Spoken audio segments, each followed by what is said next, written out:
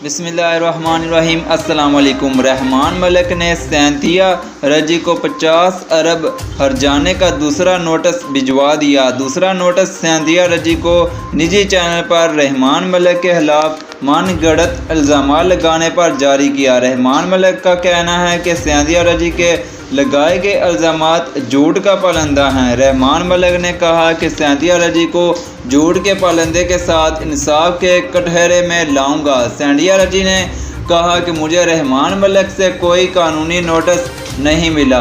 People party इतनी नाअहल है कि उसे इनका एड्रेस ही मालूम नहीं। कैसे मुमकिन नहीं कि हिरासानी के लिए इनका नंबर और एड्रेस लीक करने वालों को उनका दुरुस्त एड्रेस मालूम नहीं। क्या मैं ये समझूं कि पीपल पार्टी ने नोटिस गलत पते पर भिजवा दिया है।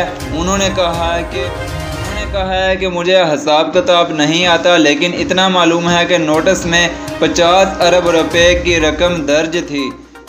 इतनी बड़ी रकम से सिंध में जिनसी ज़्यादती की रोकथाम का प्रोग्राम शुरू किया जा सकता है। रहमान मलिक ने मुझे ट्विटर पर ब्लॉक कर रखा है, मगर कोर्ट में सामना करने के लिए तैयार हूँ।